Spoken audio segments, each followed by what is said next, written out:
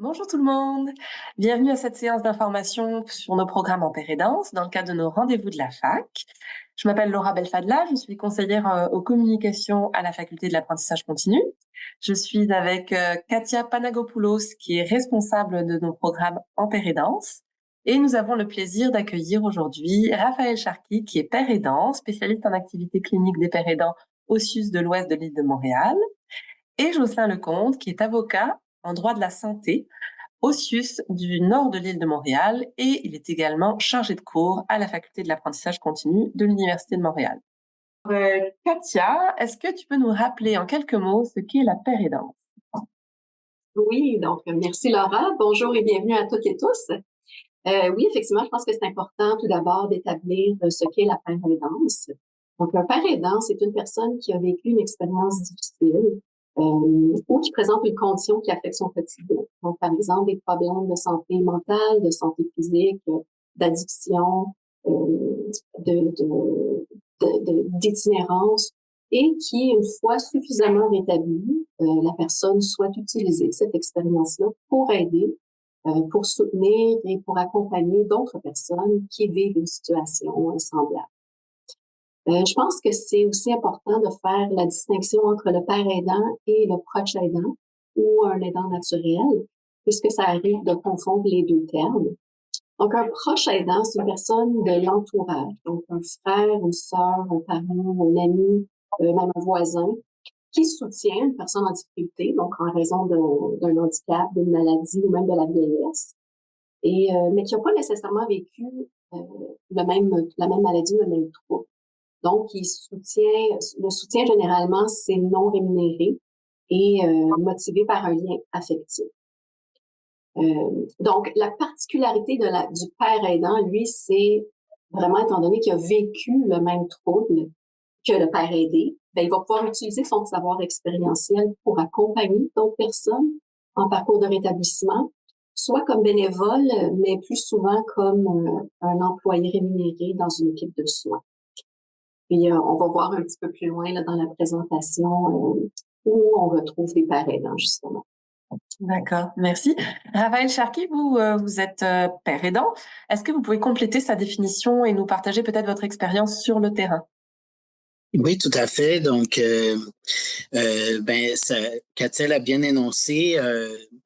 Je vais parler au jeu. Donc, je suis une personne qui a vécu des troubles de santé mentale assez sévères. Je me suis rétabli, donc je continue d'être en rétablissement. Et j'ai eu la chance de suivre une formation certifiante pour aider les autres. Ma motivation, c'était vraiment de redonner et d'aider les autres. Euh, Si je parle un petit peu brièvement de mon vécu, j'ai vécu la psychose assez sévère et puis j'ai eu la chance de me rétablir avec plusieurs éléments qui m'ont aidé. Donc, le biais de l'entourage, mes saines habitudes de vie, des cours et des formations que j'ai suivies aussi, de la spiritualité, etc. Donc, par ailleurs, j'avais une carrière avant et j'ai perdu mon droit de pratiquer dans cette carrière-là. Donc, la paraidance, quand j'ai suivi ma formation certifiante, m'a changé du tout au tout après mes hospitalisations et tout ça, un peu de temps, m'a changé du tout au tout ma vie, m'a redonné une chance, m'a redonné une communauté. Puis c'est ça, j'en suis vraiment redevable, une carrière aussi à laquelle j'aspirais. Donc, le père aidant, il fait, en termes de rôle, j'y reviendrai un peu plus tard aussi, plus spécifiquement dans l'équipe, mais il fait du partage de vécu, il suscite l'espoir, il aide à la reprise de pouvoir, c'est un modèle d'identification et c'est un guide aussi en termes de rétablissement parce qu'on devient habile dans ces eaux-là. Les bénéfices à être père aidant, ils sont nombreux. J'ai eu beaucoup de facilité à en trouver, puis que j'expérimente moi-même. Donc, on a un sentiment de réalisation. On consolide aussi beaucoup son rétablissement. Ça veut dire que on se guérit, entre guillemets. Moi, je me suis retrouvé en tant que personne, en tant que travailleur. Euh, on aide les autres dans les mêmes situations aussi. Ça, c'est vraiment un sentiment de validité incroyable. On en apprend davantage sur soi. On fait partie d'une communauté. Puis ça aide vraiment quand on apprend à se raconter dans les formations, ça aide vraiment à mieux comprendre notre histoire, qu'est-ce qui nous est arrivé, et ça donne un sens à son parcours, tout à fait. Ouais. Est-ce qu'il est pertinent de se former à la pérédance? Ben, ça donne. Je sais qu'il y a des gens qui pratiquent sans se former. J'en ai rencontré sur le terrain. Pour être sincère, c'est valide aussi, selon l'expérience de vie, tout ça, mais la formation donne une confiance en soi.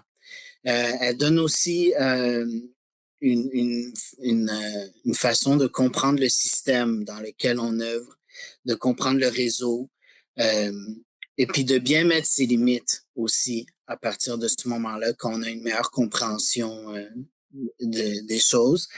Euh, on peut entendre ses pairs aussi. On s'inscrit dans des gens qui ont des vécus similaires et c'est ça, faire partie d'une communauté. Quelles sont les perspectives d'emploi dans le domaine de la pérédance?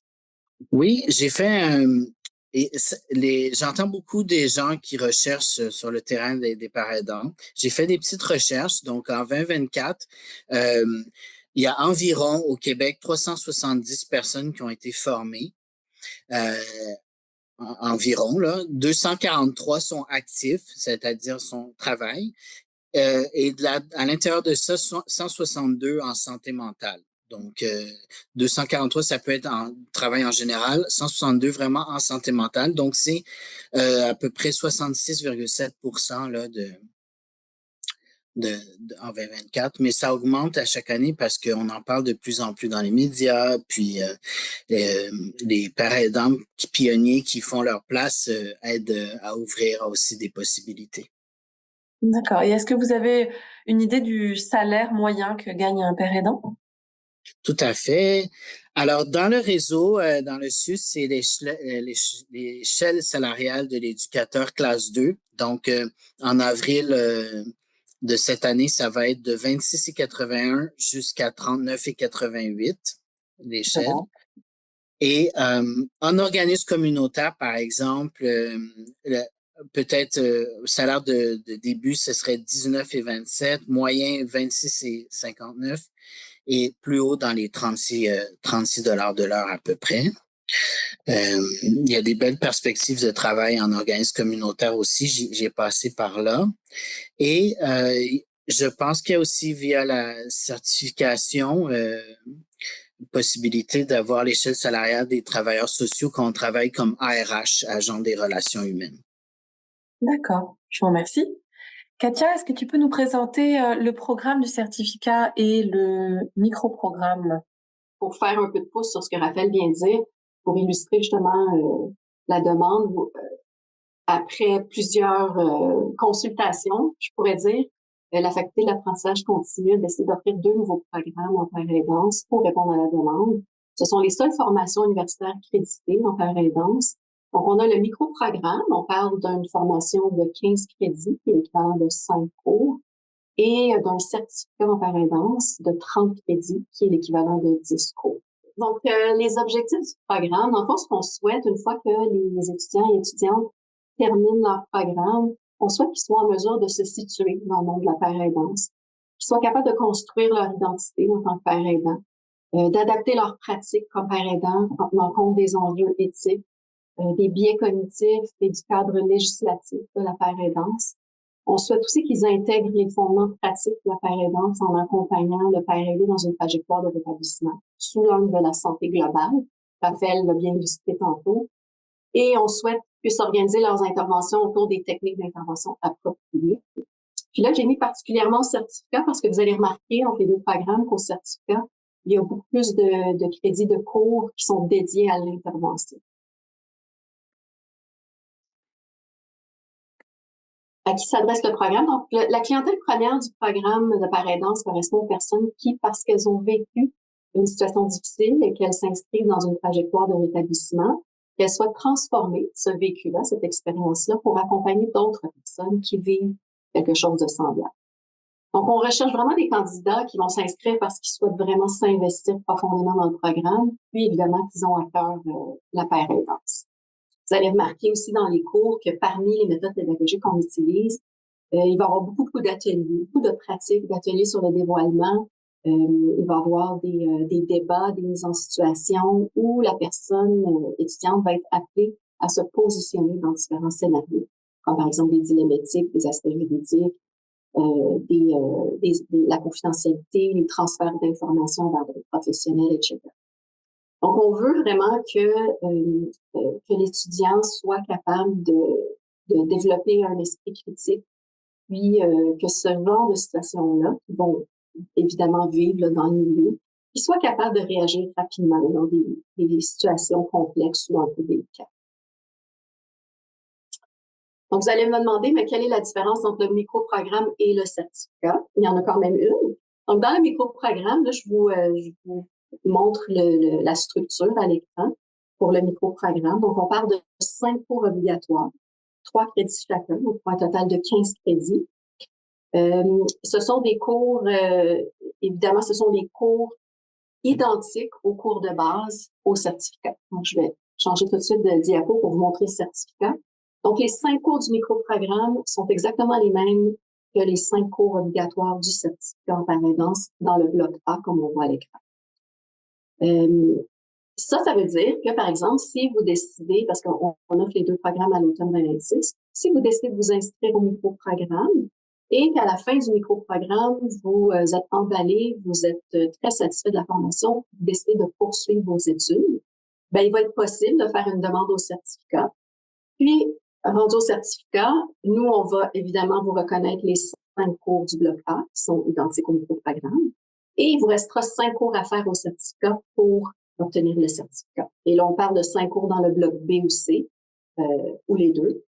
Et si vous regardez le bloc B, vous allez remarquer que ce sont des cours relatifs au contexte d'intervention. Et là, on a des nouveaux cours. On a le cours paire aidance, puis des nouveaux cours spécifiques à la paire aidance. Donc, on a le cours paire aidance et primo-intervention pour intervenir auprès des personnes de première ligne, par exemple, pompiers, policiers, même les infirmiers qui travaillent dans les urgences d'hôpitaux, par exemple. On parle de l'armée, ça peut être aussi les prisons. Donc, c'est vraiment un cours spécifique pour la primo-intervention. On a aussi rajouté un cours paire aidance jeunesse pour ceux qui veulent travailler spécifiquement en contexte jeunesse. Et aussi un stage. Donc, vous auriez la possibilité, si vous faites le certificat, de faire un stage de 6 crédits dans le bloc. Donc, je vous dirais que la grande différence, évidemment, ben, c'est le nombre d'heures, c'est le double du nombre d'heures et puis le contexte d'information qui est beaucoup plus poussé dans le certificat. L'autre bonne nouvelle, c'est que si à la fin de votre certificat, vous voyez que vous êtes très, très satisfait et que vous voulez encore poursuivre et pousser vos études, ben, sachez que vous pouvez, avec un certificat en paire aidance, aller chercher un baccalauréat par cumul. Donc, un grade de bachelier en combinant 3 certificats. Il y a plusieurs combinaisons possibles, je ne rentrerai pas dans les détails ici, mais juste gardez en tête que si jamais vous faites le certificat et que vous voulez poursuivre au bac, ben, ça va être possible de faire un bac par cumul. Donc, quelques informations importantes avant de décider si vous voulez vous inscrire ou non. On parle les 2 programmes à l'automne 2026. Les cours sont offerts à temps partiel. Possibilité du temps plein si vous faites le certificat en allant chercher des cours du bloc B. Les cours sont de soir, de 18h30 à 21h30, en ligne, donc en Zoom. Et c'est sûr qu'éventuellement, il va peut-être avoir une possibilité de faire des cours intensifs de fin de semaine, mais pour le moment, on fait des cours de soir. La durée du certificat, c'est 1 an minimum, maximum 4 ans pour le certificat et pour le microprogramme, minimum 1 an, maximum 2 ans. Donc, première cohorte à l'automne 2026, on offre les cours Visage de la paire aidance et Dimension juridique de la paire aidance à l'automne, les 2 cours du bloc A. Puis, si vous faites le certificat et que vous voulez être à statut temps plein, vous pourriez vous rajouter des cours d'autres cycles, par exemple, santé mentale, victimologie, toxicomanie, etc. Quelques exemples. Je ne sais pas si j'ai déjà atteint mon temps, Laura, mais Non, je c'est bon, pourrais tu peux continuer. une petite minute encore, juste pour vous présenter très rapidement des exemples de cours à faire. J'ai ciblé les cours obligatoires parce qu'ils sont communs dans les deux programmes, mais je vais y aller vraiment très rapidement. Donc, qu'est-ce qu'on retrouve dans les cours? Par exemple, usage de la paraidance. On peut dire que c'est le cours un petit peu introductif en matière de paraidance dans le programme, où est-ce qu'on va traiter des thèmes comme, par exemple, le port factuel de la paraidance au Québec, différencier les différents milieux de paraidance, le rôle du parrain aidance, ses limites. Dans les pratiques de la parrain aidance, là, on parle plus de comment on établit les premiers contacts avec un père aidé. Donc, les éléments de pairage, les pairages difficiles, ça aussi, c'est important. Comment est-ce qu'on fait un pairage difficile? Comment on tient un dossier? Gestion des dossiers multiples, comment on planifie une relation, toute l'écoute active, toutes les méthodes d'intervention. Dans Défi, enjeux de la paraidance, là, on parle plus des dilemmes éthiques, donc la résolution des dilemmes éthiques. Là, on parle, par exemple, conflit de loyauté, les relations de séduction, la stigmatisation, l'autostigmatisation, etc. Dans le rétablissement santé globale, ben là, évidemment, on parle beaucoup de rétablissement, les différents types de rétablissement, le développement d'une identité positive, l'empowerment, les outils de santé globale. Raphaël l'a bien mentionné au début, comment ça a été important pour son propre cheminement. Les fondements de l'ergothérapie qui prend de plus en plus de place en paraidance. Donc, tout ce qui touche le rétablissement et la santé globale. Puis, dimension juridique de la paraidance, ben là, on parle vraiment du cadre normatif qui touche à la paraidance. Là, je n'irai pas trop en détail parce qu'on a la chance d'avoir un invité très spécial avec nous aujourd'hui. Donc, pour l'instant, je vais m'arrêter là. Merci. Alors oui, le cours de dimension juridique de la paraidance est donné par Jocelyn Lecomte. Monsieur Lecomte, qu'est-ce qu'on va apprendre dans ce cours et pourquoi est-ce que c'est important de bien maîtriser les dimensions juridiques de la paraidance? C'est fondamental, effectivement. Vous savez, quand on m'a approché pour donner ce cours-là, j'ai accepté avec joie, notamment parce que j'ai eu la chance de travailler avec des pères aidants dans le cadre de l'implantation des sites d'injection supervisés à Montréal avec la Direction régionale de la santé publique. J'ai été très impliqué là-dedans. Puis, j'ai toujours apprécié côtoyer des pères aidants à cause justement de leur savoir expérientiel qui pour moi est vraiment un angle souvent occulté là, dans les interventions auprès des personnes. Le but ultime, c'est d'aider à naviguer justement les différents systèmes normatifs, mais de façon très concrète, très terrain, parce que dans les faits, quand on parle de paraidance, on parle de l'accompagnement d'une personne vulnérable. Et donc, pour ce faire, certes, on veut encourager l'autonomie, le rétablissement, mais la réalité, c'est qu'il faut être aussi très, très sensible aux zones de vulnérabilité de ces personnes-là. Et pour ce faire, le cadre juridique est essentiel. Bien connaître son carré de sable là-dedans, bien connaître, Katia en a parlé, la différence entre un père aidant, un proche aidant, un aidant naturel, mais aussi bien connaître la toute récente réforme, je dis récente, là, 4 ans, des régimes de protection et de représentation et d'assistance du curateur public. Alors, c'est quoi la différence, un père aidant par rapport à l'assistant majeur, par rapport au tuteur? Qu'en est-il de la maltraitance? Comment la reconnaître? Comment, justement, veiller de façon bienveillante auprès de cette personne que, justement, on est là pour soutenir? Naviguer le réseau de la santé qui connaît de grandes turbulences, savoir où s'adresser, savoir où cogner, comment ça fonctionne, savoir utiliser les boîtes à outils qui sont consentement aux soins, l'aptitude à consentir, c'est quoi une garde en établissement, c'est quoi les différents leviers que le réseau aussi peut utiliser, comprendre les enjeux de confidentialité, aussi de secret professionnel, comprendre les contacts avec la police en contexte de réduction des méfaits ou en contexte de justement en lien avec la maladie ou l'application de lois justement par ces derniers. La paraidance, on va la retrouver aussi dans différents créneaux bien particuliers, les directives médicales anticipées, l'aide médicale à mourir. On a parlé de droits de la jeunesse, tant au niveau protection qu'au niveau LSJPA. Le but du cours, c'est pas évidemment de faire des participants des avocats, mais c'est beaucoup plus de développer des réflexes et d'apprendre un peu à naviguer cet environnement-là qui est quand même en mouvance, là. Je vous dirais que même nous, avocats, des fois, on y perd notre latin là-dedans. Alors, c'est un peu ça, mais en misant non pas sur en faire donc des juristes, mais au contraire, en faire les meilleurs pères aidants possibles. D'accord. Et est-ce que vous pouvez nous donner un exemple concret qui illustre justement cette importance en fait de bien maîtriser les aspects juridiques en pair aidance? Ben, il y en a plus, il y en a plusieurs. J'ai fait mention des sites d'injection supervisés qui étaient bien particuliers, ça. Pour ceux qui le savaient ou pas, Montréal a 4 sites d'injection supervisés où que les gens peuvent venir s'injecter. Donc, c'est des personnes UDI qu'on appelle utilisatrices de drogues injectables. Et au nom de la réduction des méfaits, on a réussi à avoir une exemption du gouvernement fédéral sur l'application des lois, de la loi sur les aliments et drogues.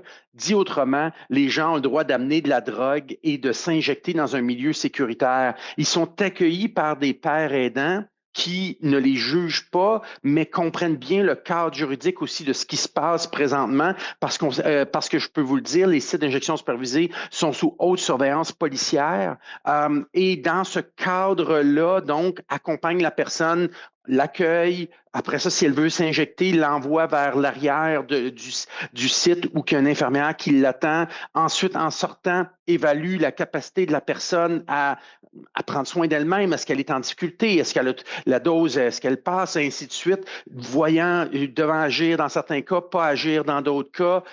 C'est un exemple, là, mais on peut le prendre puis le transposer à beaucoup d'autres milieux en lien justement avec qu'est-ce qu'ils peuvent faire, qu'est-ce qu'ils peuvent pas faire. Des zones grises aussi, la loi n'a pas nécessairement été écrite en pensant à la paire aidance. Alors, il faut bien comprendre la marge de manœuvre qu'on a puis comment justement s'insérer là-dedans, évidemment toujours pour le bienfait là, de la personne qu'on accompagne. Merci. On voit bien l'importance de ces aspects juridiques, en effet. Revenons au programme. Katia, quelles sont les exigences pour être acceptée dans le programme? Donc, ce qu'on demande que ce soit pour le micro-programme ou pour le certificat, les exigences d'admission sont les mêmes. Donc, on demande un DEC décerné par le ministère de l'Éducation du Québec ou l'équivalent si vous avez fait vos études à l'extérieur du Québec. Vous pourriez aussi être admis sur la base des crédits universitaires. Donc, si vous avez 24 crédits universitaires avec une moyenne cumulative minimale de 2.0, vous pourriez être admis ou admis sur cette base-là. Puis, si vous n'avez pas de DEC, je vous rassure tout de suite, on a mis sur pied à la fac un programme pour compenser le DEC. Les gens qui ne l'ont pas complété ou qui n'en ont pas. Donc, vous pourriez, si vous n'avez pas de DEC, suivre le programme d'études Accès-Fac, qui est un programme très court dans lequel vous allez chercher les bases pour vous préparer aux études universitaires. Et une fois que vous terminez Accès-Fac, vous pouvez faire votre demande dans un de nos 2 programmes de pair aidance et être admis. Donc, il y a cette possibilité-là qui est très, très importante et qui peut être très intéressante dans certains cas. Donc, en plus du DEC, on demande une lettre de motivation. La lettre de motivation, c'est vraiment très court. On parle d'1 ou 2 pages. On souhaite vous entendre sur les raisons pour lesquelles vous voulez vous inscrire au programme de pair aidance et pourquoi la pair aidance est importante pour vous. C'est un petit peu le but de la lettre de motivation. Donc, voilà. Donc, un DEC, lettre de motivation, et on a très hâte de vous voir dans nos cours. Merci. Et alors, si les personnes ici sont intéressées aujourd'hui, quelles sont les prochaines échéances? Oui, c'est ça. Donc, nous, on démarre à l'automne 2026. Donc, c'est sûr que les premiers cours, on peut les suivre juste à partir de l'automne 2026.